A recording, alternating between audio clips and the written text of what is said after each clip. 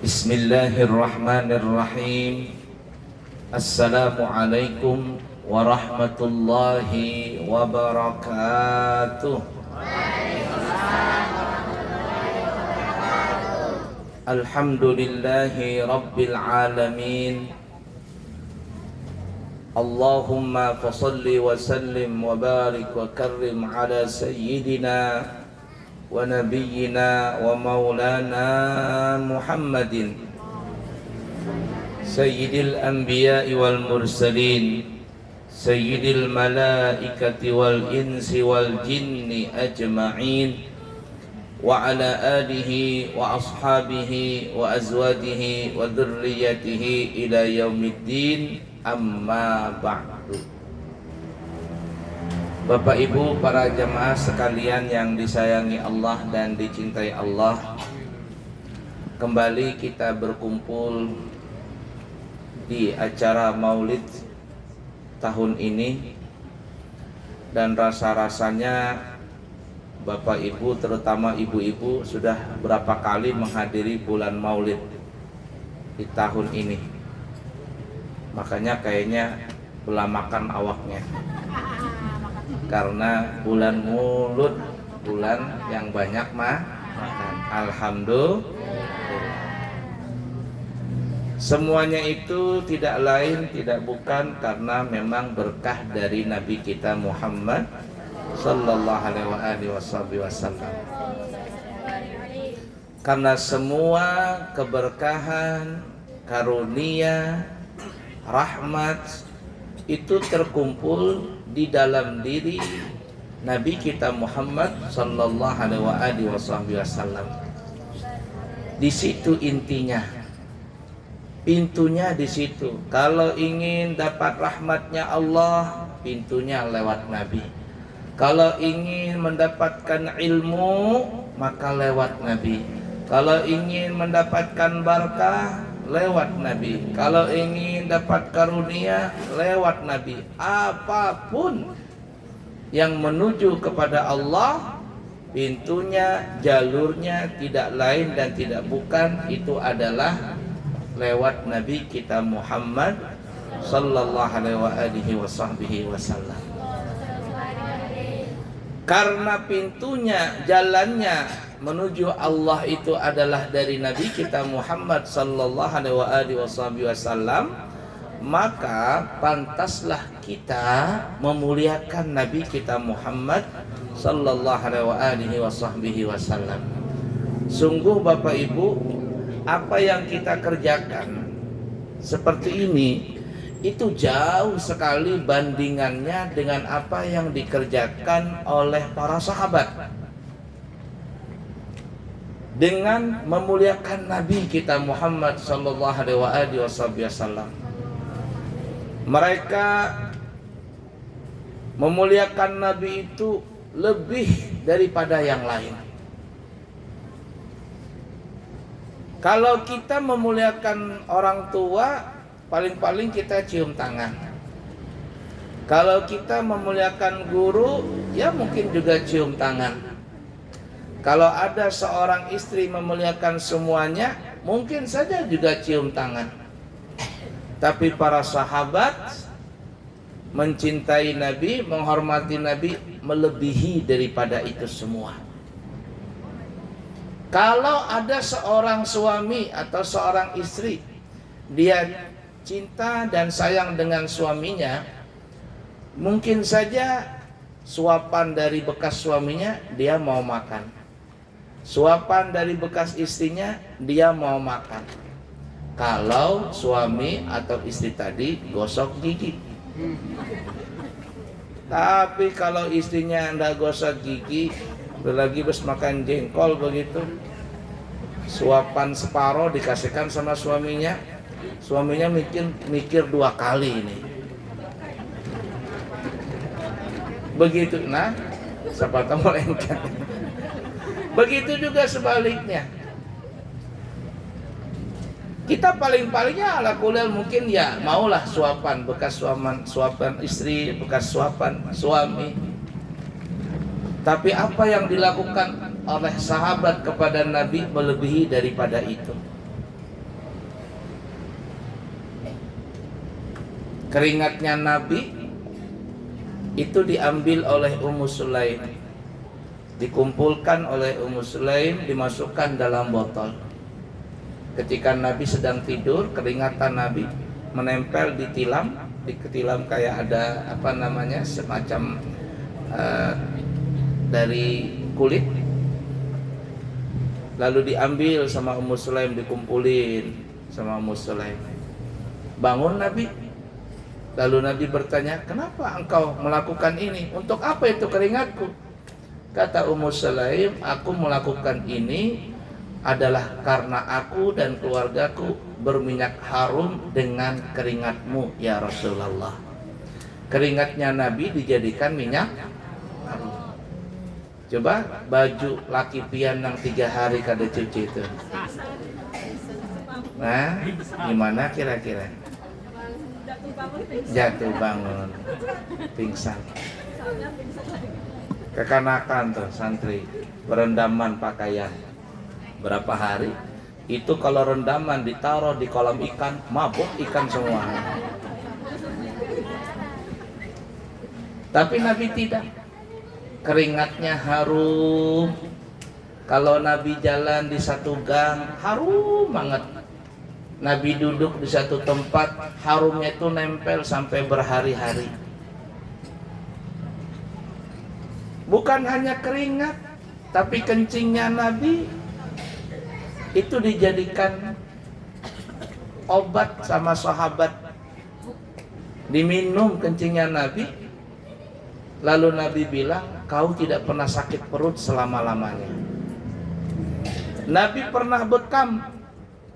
Darah bekamnya Nabi itu diminum oleh sahabat. Kata Nabi, Allah mengharamkan api neraka yang darahnya bercampur dengan darahku. Bahkan batu istinjanya Nabi pernah dijadikan sebagai obat. Jadi direndam dalam banyu batu tadi, diminumkan, sembuh. Itu terjadi di zaman Nabi dan dilakukan oleh sahabat. Ini Nabi. Coba rendaman pakaian laki itu, kira-kira siapa anak minum? Tidak ada yang mau minum. Kenapa kau seperti itu? Karena Nabi kita Muhammad sallallahu alaihi wasallam Allah ciptakan dari nur. Dari nur. Karena Allah menciptakan Nabi Muhammad dari nur, maka kalau Nabi berjalan itu nggak ada bayangannya. Kalau Nabi berjalan di bawah cahaya atau di bawah rembulan atau di bawah cahaya matahari, nggak ada bayangannya. Kalau kita kan berbayang. Coba kalau seandainya Ibu Rodah malam ini berjalan, nggak ada bayangannya, bisa-bisa lakinya bilang, wih, kayaknya pindah alam ini. Orang kita kan begitu. Kalau nggak ada bayangan, jangan-jangan nih kuntilanak kah atau apa begitu. Tapi Nabi kita bukan kuntilanak, bukan hantu dan sebagainya. Kenapa tidak ada bayangannya? Karena Nabi kita cahayanya itu lebih terang daripada cahaya matahari, bulan, dan cahaya apapun juga.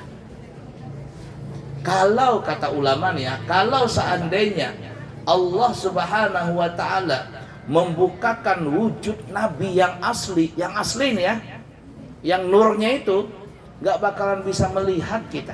Gak bakalan bisa melihat. Silau mata kita. Loh Nabi Musa aja pernah bermunajat kepada Allah Ta'ala di Gunung Sinai. Tur Sina, Gunung Sinai. Selama 40 hari. Pulang mendapatkan kitab Taurat. Ketika Nabi Musa pulang dari Gunung Sinai, Nabi Musa itu pakai ini apa namanya, kayak cadar gitu. Ditutup seluruh wajahnya. Umatnya dari kalangan Bani Israel ini ada yang mucil. Nah, kenapa Nabi Musa ini pakai cadar? Lalu ketika Nabi Musa lagi bicara, lagi ada di hadapannya dia, orang ini langsung membuka tirai wajahnya Nabi Musa. Dok begitu. Nabi Musa bilang, jangan kau buka. Tapi dipaksain sama orang ini, dibukanya. Tok, orang yang membuka tirainya ini, cadarnya ini, langsung dagingnya muka ini meleleh. Meleleh. Kenapa meleleh? Karena Nabi Musa baru bermunajat, pulang dari munajat kepada Allah Ta'ala. Tapi Nabi kita tidak seperti itu. Kenapa? Karena Nabi kita rahmatan lil alamin. Yaitu kata ulama, kalau seandainya Allah menampakkan wujud Nabi Muhammad yang aslinya, gak bakalan kita bisa ngelihat, meleleh kita punya badan. Tapi Allah menampakkan wujud yang tidak asli, artinya itu sebagai rahmat dari Allah buat kita semuanya, sehingga kita bisa mencontoh Nabi Muhammad sallallahu alaihi wasallam dari segi berpakaiannya, dari segi minumnya, makannya, tidurnya, berumah tangganya. Dalam semua hal diajarkan oleh Nabi. Itu yang dikatakan oleh ulama, Muhammadun basyarun walaysa kal basyari bal huwa yaqutatun wan nasu kal hajari. Nabi Muhammad itu manusia, tapi tidak seperti manusia biasa. Nabi Muhammad manusia, bisa makan, bisa minum, bisa tidur, bisa sakit, bisa senang, bisa gembira dan sebagainya. Tapi walaisa kal basyari, namun Nabi kita bukan seperti manusia biasa. Allah ciptakan dari nur, sehingga kata ulama, apa saja yang keluar dari tubuhnya Nabi itu bukanlah najis. Lain kita, kalau keluar dari lubang dua jalan, maka semua itu najis, kecuali buang angin. Kalau buang angin itu tidak najis, kecuali kalau buang angin sekaligus ada yang keluar. Itu jangan orang Banjar tacirit, itu najis itu.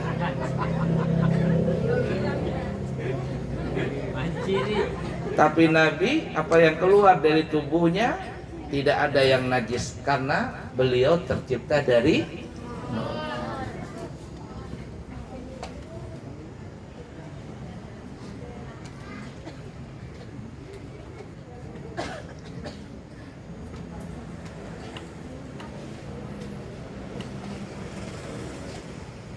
Nah, karena Nabi kita tercipta dari nur, sehingga dikatakan dalam bait syair tadi, bal huwa yaqutatun wan nasu kal hajari.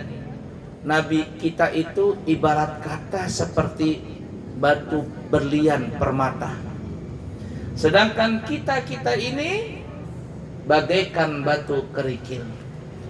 Satu berlian yang kecil itu bisa membeli ratusan truk dari batu kerikil itu. Batu kerikil yang bertruk-truk banyaknya. Sama-sama batu, tapi kalau disuruh pilih ibu-ibu mau berlian atau kerikil, pasti berlian. Begitulah ibarat kata Nabi kita Muhammad sallallahu alaihi wasallam. Dan bukan hanya sahabat yang memuliakan Nabi, tetapi bahkan binatang-binatang itu memuliakan Nabi. Dia tahu ini Nabi Muhammad. Ketika binatang-binatang itu tahu Nabi Muhammad, maka mereka pun juga memuliakan Nabi. Pernah Bapak Ibu, di waktu itu, di musim itu, orang-orang Mekah yang mereka punya anak bayi,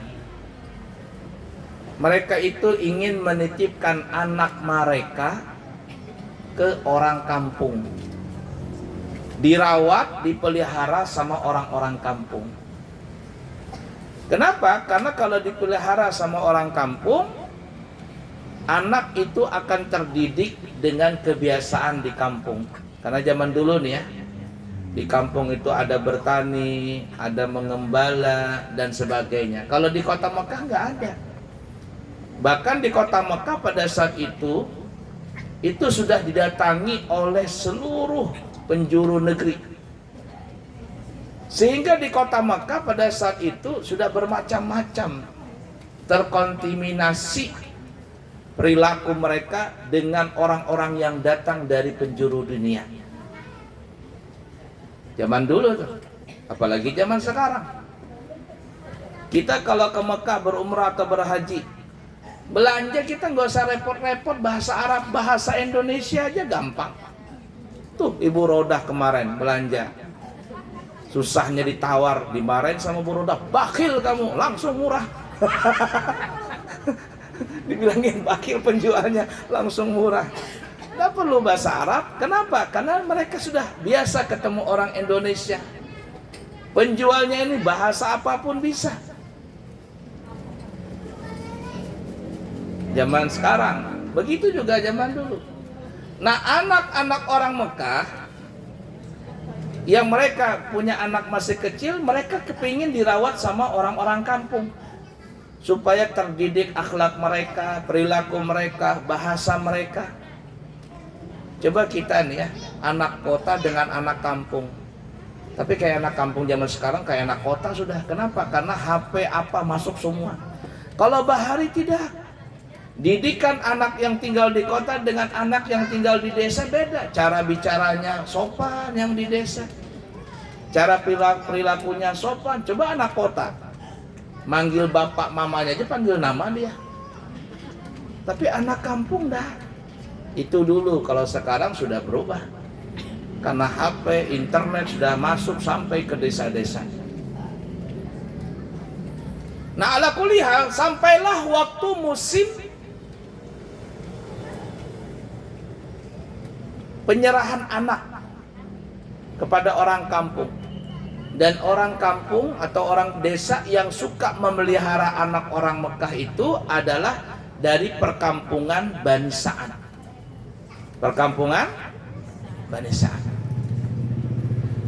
Maka perempuan-perempuan Bani Sa'ad ini beserta suaminya, kalau mereka punya suami dan sebagainya, mereka di hari itu berangkat ke kota Mekah untuk mencari anak-anak orang kaya. Tujuannya adalah kalau mendapatkan anak orang kaya, kontraknya, upahnya agak mahal. Kalau setahun dipelihara 2 tahun, 3 tahun, berapa kontraknya? Dapat anak orang kaya, mahal juga dapatnya. Berangkatlah mereka, perempuan Bani Sa'ad ini. Halimatus Sa'diyah berangkat juga mengadu nasib ke kota sana. Siapa tahu dapat anak orang kaya. Tapi sayang, Halimah ini Bapak Ibu, dia naik keledai Atin. Atin itu bahasa kitanya keledai loyo. Anak orang Balikpapan nyebutnya letoy.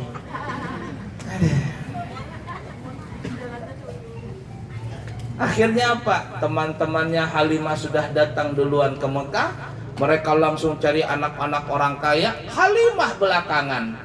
Datang belakangan, tidak ada sudah anak-anak orang kaya, sudah diborong sama teman-temannya. Siti Aminah, ibunda Nabi kita Muhammad sallallahu alaihi wasallam, saat itu berdiri menggendong Nabi Muhammad. Tidak ada satupun perempuan Bani Sa'ad yang melirik kepada Siti Aminah. Kenapa? Karena Siti Aminah seorang janda, bukan orang kaya, tapi orang terhormat. Orang terhormat itu tidak mesti orang kaya. Orang terhormat ini dia menjaga keluarganya, menjaga kehormatannya. Kan ada orang kaya tapi tidak ada sifat baiknya, orang mencemooh. Tapi ada orang biasa, sederhana, bisa dikatakan miskin, tapi orang muliakan dia. Kenapa? Karena akhlaknya mulia. Keluarga Nabi Muhammad sallallahu alaihi wasallam adalah keluarga yang mempunyai akhlak yang mulia.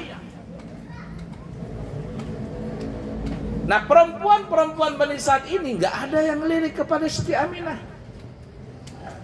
Halimah datang belakangan, ngelihat anak-anak orang kaya sudah habis.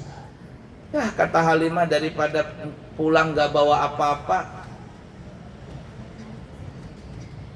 gak apa-apalah apa yang bisa dibawa begitu. Ngelihat Siti Aminah sendirian berdiri menggendong Nabi Muhammad yang masih bayi.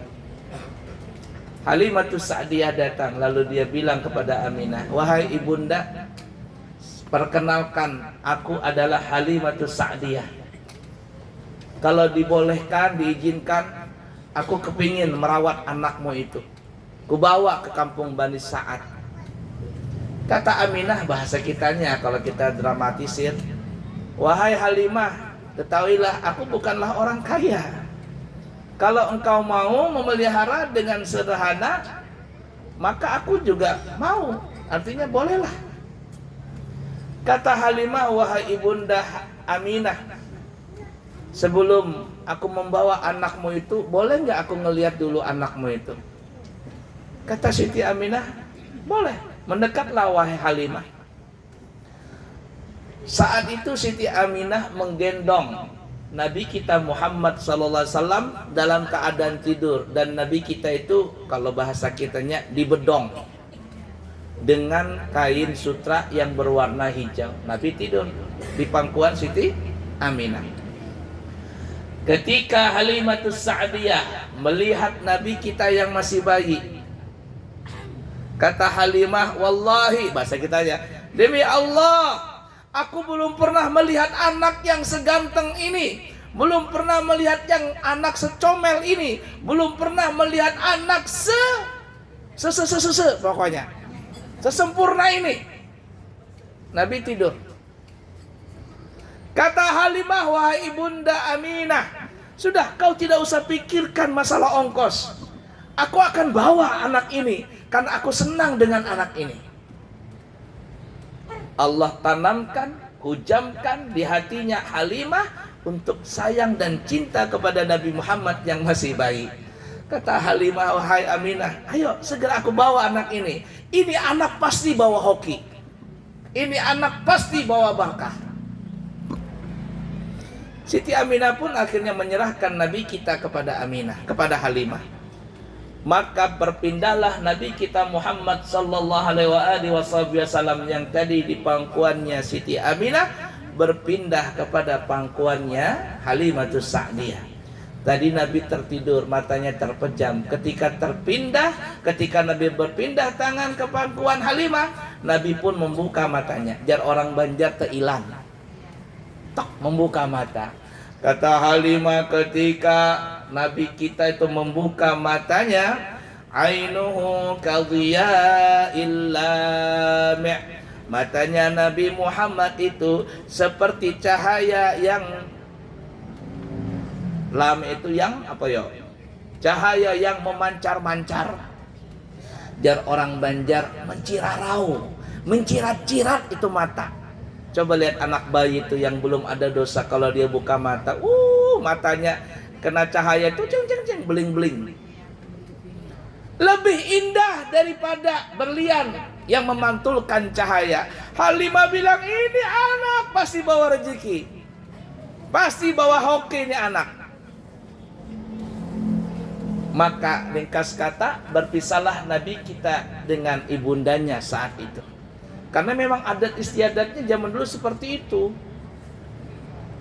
Kalau tidak dirawat sama orang kampung, ya kalau bahasa kitanya apa kata dunia. Lain kita, ada orang habis punya anak kemudian disuruh orang merawatnya. Kalau zaman sekarang mungkin kok tega-teganya si mamanya itu loh. Kita sekarang, kalau dulu enggak. Zaman di Mekah, zaman dulu tidak seperti itu. Nah, coba tadi ibu-ibu, Halimah tadi datang ke Mekah pakai apa tadi? Keledai apa?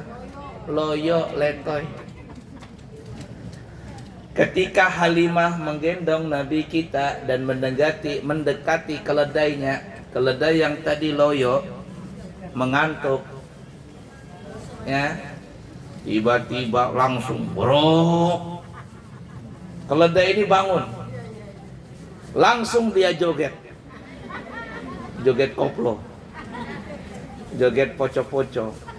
Jar orang Banjar, ini keledai beigal, tahu beigal? Nah gini nih, semangat dia. Kata Halimah, aneh ini keledai tadi loyo nggak semangat, kenapa sekarang semangat? Ringkas kata Halimah naik keledai itu. Ketika Halimah naik keledai itu, subhanallah, nih keledai tiba-tiba lari kencang, laju jalannya, ngomong. Teman-teman Halimah yang tadi sudah duluan pulang dibalap sama Halimah, belum. Bingung Halimah, ada apa dengan keledai ini? Teman-temannya bertanya, ya Halimah malaki, hei Halimah, ada apa denganmu? Itu keledai tadi loyo, kenapa sekarang jadi kenceng? Kenapa jadi laju? Habis minum keriting daeng kan? Oh, keriting daeng.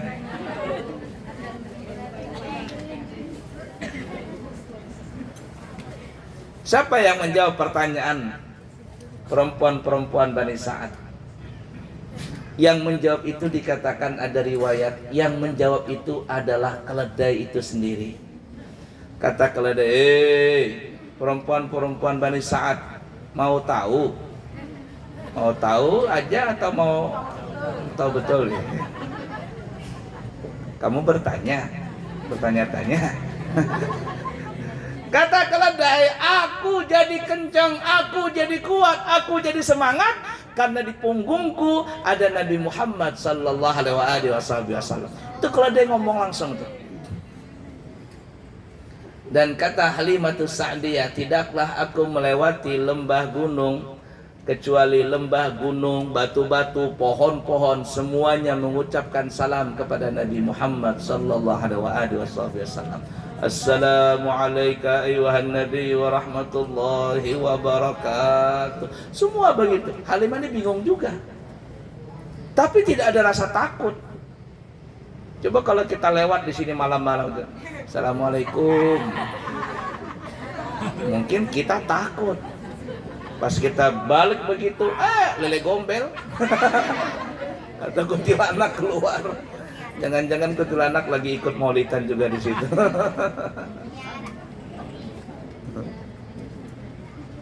Halimah tidak ada rasa takut. Sampai di rumah Halimah. Yang tadi rumah Halimah ini pengap, panas dan sebagainya. Nabi dibawa masuk oleh Halimah ke dalam rumahnya. Ternyata rumahnya Halimah pun menjadi sejuk, seakan-akan ada AC-nya di rumah itu. Bingung nih Halimah, ini anak siapa ya? Ini anak ini kok bisa begini ya, bawa hoki ya? Belum tahu lagi karena Nabi Muhammad masih kecil. Sedangkan Nabi Muhammad nanti diangkat menjadi Nabi dan Rasul masih 40 tahun lagi. Tapi barakahnya dari kecil sudah ada. Halimah punya kambing, beternak kambing. Kambing-kambing ini gemuk-gemuk semuanya. Yang anehnya punya kambing Halimah saja yang gemuk. Tetangganya punya kambing tetap kurus. Jadi mereka bertanya, Halimah, kok kambingmu gemuk-gemuk ya? Sehat-sehat? Kambing kami kok kurus-kurus ya? Kata Halimah, nggak tahu, tapi kayaknya anak ini bawa berkah ini. Nabi Muhammad yang masih bayi ini yang bawa berkah. Lalu apa yang terjadi? Akhirnya teman-teman dan tetangganya Halimah, kalau mereka ingin mengembala kambing mereka itu dijadikan satu dengan kambing-kambingnya Halimah. Kalau dijadikan satu, gancang makannya, sehat, kuat, gemuk. Tapi kalau dipisah, jadi kurus lagi kambingnya. Halimah punya kebunnya Halimah tuh subur, ditanam-tanam, tapi tetangganya nggak subur. Kata Halimah, Masya Allah, nih anak membawa berkah sekali. Karena memang terkadang ya, anak itu membawa berkah. Coba kalau orang baru menikah itu, ingat gak ibu-ibu dulu waktu menikah sama suami, belum punya apa-apa, pelan-pelan ngontrak, kemudian lanjut apalagi punya rumah sendiri. Tiba-tiba masih ngontrak, belum punya rumah lagi ya, baru beli panci, beli rinjing satu-satu, hamil. Setelah 3 bulan hamil, tiba-tiba sudah punya anak. Ketika kita punya anak, ini suami terkadang takut nih waktu hamil, kira-kira bisa nggak ngokosin, bisa nggak. Tapi ketika punya anak, aneh bin ajaib. Padahal kehidupan kita mungkin tambah berat itu biaya, tapi aneh. Ternyata bisa beli motor, bisa beli TV, bahkan bisa beli rumah. Itu yang dikatakan rezeki orang tua, di situ ada rezeki anak. Anak tadi membawa, punya anak 2, kirain tambah susah, tambah makmur. Makanya orang Bahari mengatakan banyak anak, banyak rezeki. Sekarang tidak ada yang berani. Coba lihat orang Bahari. Nih kita ini cetakan kita Bahari nih, orang tua kita. Kami bersebelas, berapa Cen? 11 ke 12 Cen? 12 meninggal seikung. Aman-aman saja. Begitu juga mungkin Bapak Ibu. Kerjaan orang tua kita cuma tani, berangkat habis subuh, pulang sebelum zuhur, habis itu tidur sudah di rumah. Nanti habis asar kembali lagi sedikit ke sawah ngeliatin, pulang lagi, malam nggak kemana-mana. Anak 7, 5, 8, tapi semuanya bisa makan, bisa disekolahkan, bisa kuliah. Lah orang zaman sekarang gajinya bisa sampai 15 juta, 20 juta, tapi seumur-umur kredit nggak berhenti-berhenti. Habis kredit lagi, kredit lagi. Jadi gaji itu habis untuk bayar kredit. Itu berkah, bedanya. Halimah itu dikatakan punya anak, kalau tidak salah anaknya Abdullah, sama ya, seumuran dengan Nabi, masih bayi. Setiap malam anaknya Halimah ini menangis. Malam, setiap malam nangis. Kenapa nangis? Karena anaknya Halimah lapar. Kenapa lapar? Karena air susunya Halimah nggak ada airnya. Kada bisi air susu. Tapi ketika Nabi Muhammad hadir di tempat rumahnya Halimah, maka setiap malam anaknya Halimah tidur nyenyak. Kenapa tidur nyenyak? Karena air susu Halimah berlimpah ruah. Jadi tidak ada lagi yang kelaparan. Dan Halimah kalau menyusui Nabi Muhammad itu di sebelah dada yang kanan. Halimah ini kenapa? Bingung juga kenapa Nabi Muhammad ini kau pilih dada yang kanan, ditaruh ke dada kiri nggak mau, tapi kalau ke dada kanan mau. Kenapa seperti itu? Karena Nabi suka yang kanan dan yang kiri itu untuk saudara sesusunya. Masih kecil sudah diajarin adab oleh Allah Ta'ala, tidak boleh mengambil hak yang bukan haknya. Kita kembali. Jadi bukan hanya sahabat yang bergembira, binatang-binatang bergembira dengan Nabi Muhammad SAW. Kalau binatang masih bisa, dia masih bisa makan, dia masih bisa berjalan, masih bisa bersuara. Ada yang lebih dahsyat lagi, benda mati, cinta mati dengan Nabi Muhammad. Jadi Nabi Muhammad itu Bapak Ibu punya mimbar terbuat dari pelepah kurma. Pelepah kurma. Nah, setelah beberapa tahun dipakai pelepah kurma ini yang dijadikan mimbar, datanglah mimbar baru. Mimbar baru. Mimbar yang lama yang hanya cuma pelepah kurma itu dikeluarkan. Kata Nabi, coba keluarkan mimbar yang lama itu, taruh di pinggir masjid. Mimbar yang baru ditaruh. Ketika Nabi masuk masjid ingin melaksanakan sholat, tiba-tiba ada orang menangis.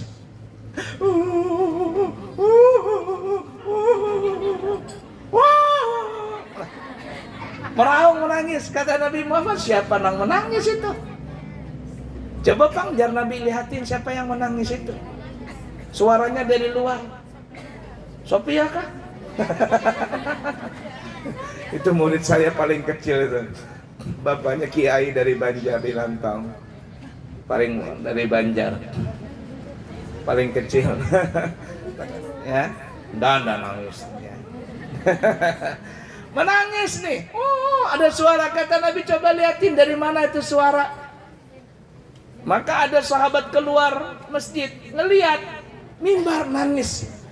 Pelepah kurma nangis. Ngelapor sama Nabi, ya Nabi lapor. Ya ada apa? Yang nangis pelepah kurma. Pelepah kurma yang mana? Yang bekas mimbar kemarin. Nangis dia. Iya ya Nabi, nangis. Coba bayangkan, pelepah kok bisa nangis gitu loh. Coba kalau pohon ini menangis begitu, larian berataan gitu. Nggak ada yang berani dekat. Nggak berani lagi nenek Aceh bakar sampah di situ. Lalu Nabi mendekati pelepah kurma tadi. Jar orang Banjar dibisai pelepah kurma ini dibisai. Cup cup cup sayang, kenapa menangis? Kenapa menangis? Kata pelepah kurma ini, engkau teganya. Teganya kenapa? Kata Nabi, mentang-mentang ada yang baru, aku ditinggalkan. Waduh kan ya, aku dicampakkan. Kata Nabi, bukan seperti itu. Kan sudah habis masa waktunya, gantilah yang baru. Dikatain sama Nabi begitu, tambah meraung dia. Wah, aku dicampakkan, habis manis, sepah dibuang. Mentang-mentang ada nang baru, aku ditinggalkan. Nabi akhirnya bilang begini aja, gini. Cup, jangan menangis lagi. Kata Nabi begini, wahai pelepah kurma, kamu mau nggak kutanam di surga? Tapi kamu jangan berhenti nangis, jangan lagi nangis. Imbalannya nanti kamu masuk surga, kutanam di surga. Kata pelepah ini, betulkah gitu Rasul? Betul. Mau nggak? Mau. Janji. Coba kalau nggak dibisain Nabi, nggak dibujuk sama Nabi untuk ditanam di surga, mungkin pelepah itu nangis terusan. Mendengar ucapan Nabi, maka pelepah ini pun akhirnya nggak jadi nangis lagi, berhenti dia nangis. Lalu Nabi masuk masjid, kata Nabi, kalau seandainya tidak kukatakan kalau dia bersabar dengan cobaan itu, ya, kemudian kujanjikan dia masuk surga, kutanam di surga, dia tidak menangis. Tapi kalau tidak kujanjikan seperti itu, sampai sekarang itu pelepah kurma pasti menangis. Coba cinta mati pelepah kurma itu. Tapi cintanya bukan hanya di dunia. Cintanya pelepah itu sampai ke surga. Karena betul dia cinta kepada Nabi, maka Nabi janjikan dia ditanam di dalam surga. Itu pelepah kurma tadi.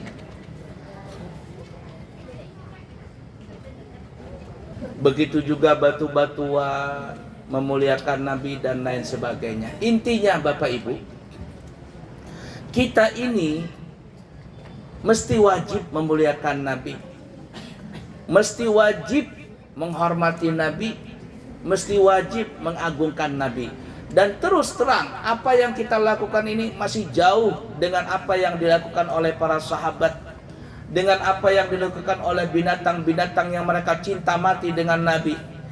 Masih jauh dengan pohon-pohonan, batu-batu, bahkan pelepah kurma yang sudah tua pun itu mencintai Nabi yang sangat luar biasa.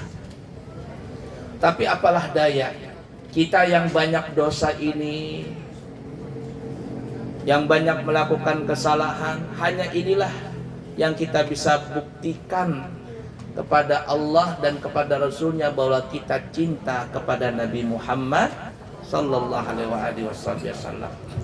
Tapi Bapak Ibu, cinta kita kalau bisa jangan dibuktikan dengan peringatan Maulid saja. Kalau cuman seperti ini, kita pulang nanti dapat nasi kotak, atau pulang nanti dapat wancu kah, dapat rinjing kah, apa? Ada wancu rinjing adalah? Di pondok nanti ya, di Amburawang nanti.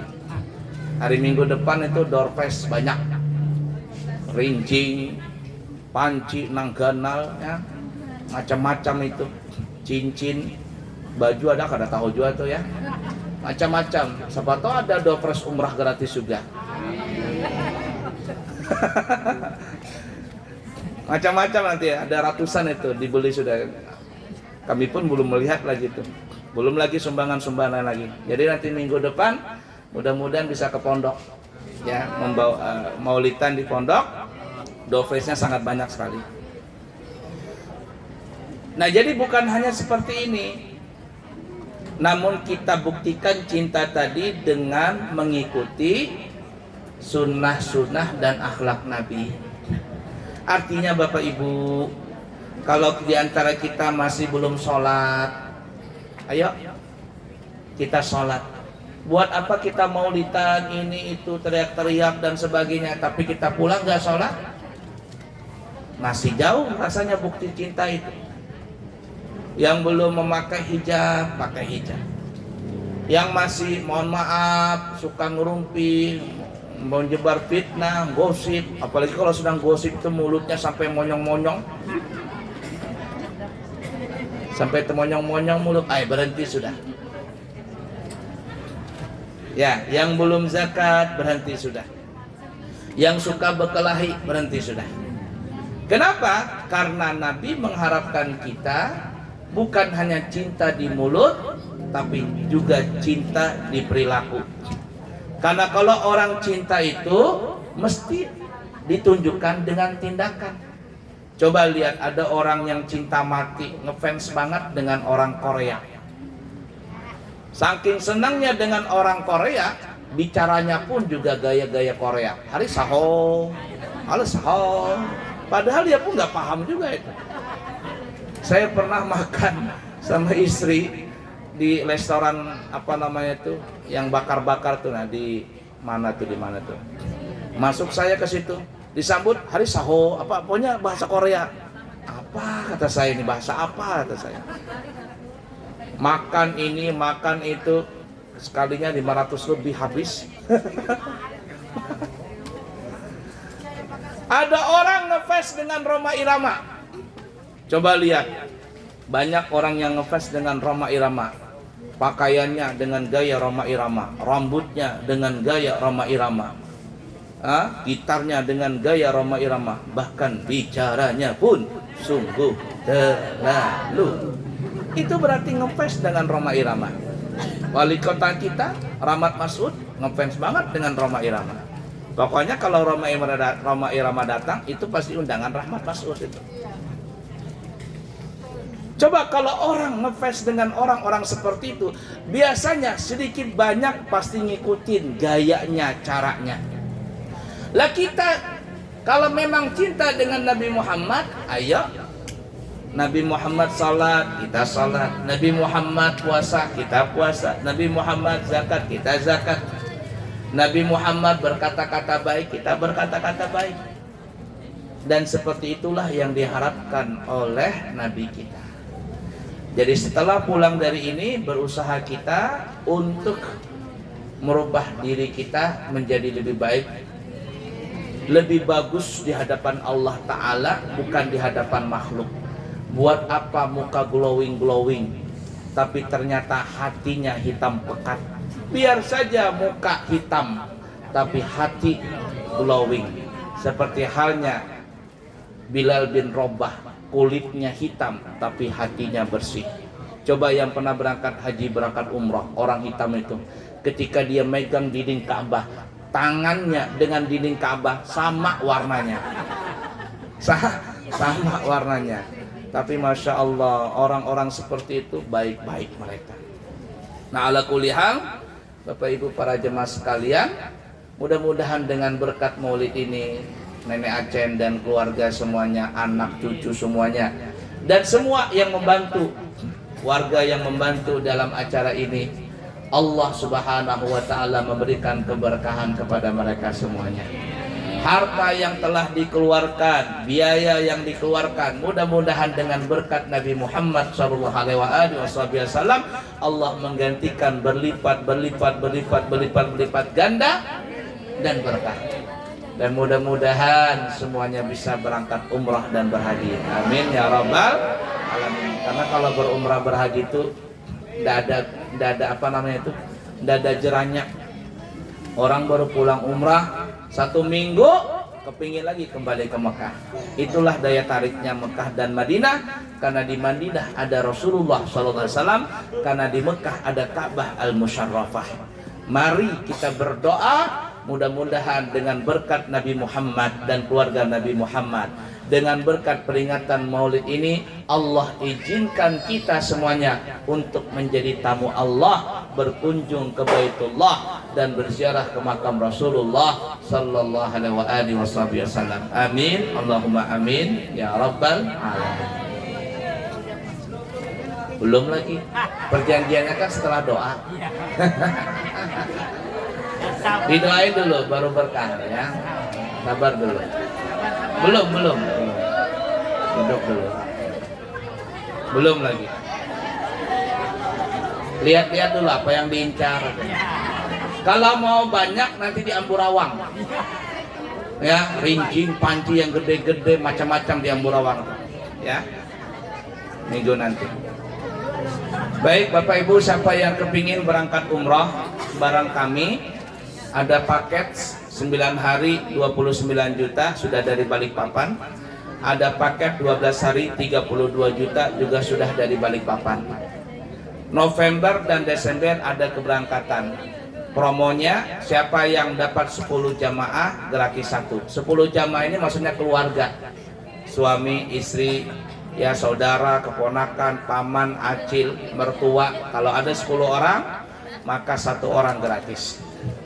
Untuk bulan Januari 2023 harganya sama 32 juta 12 hari, tapi promonya 5 plus 1. Apabila ada 5 keluarga mendaftar maka 1 digratiskan.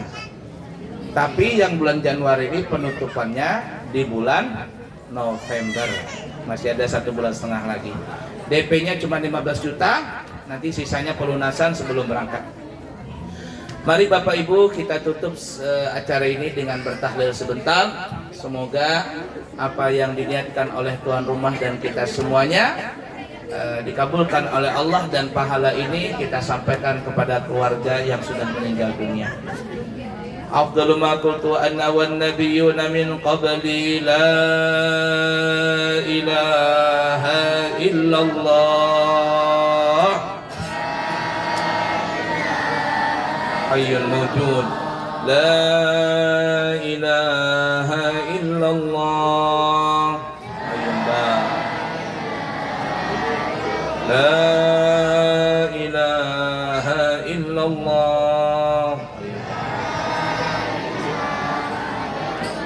la ilaha illallah la ilaha illallah la ilaha illallah la ilaha illallah la ilaha illallah illallah la ilaha illallah la ilaha illallah illallah la ilaha illallah la ilaha illallah illallah la ilaha illallah la ilaha illallah la ilaha illallah la ilaha illallah sayyiduna Muhammadun Rasulullah la ilaha illallah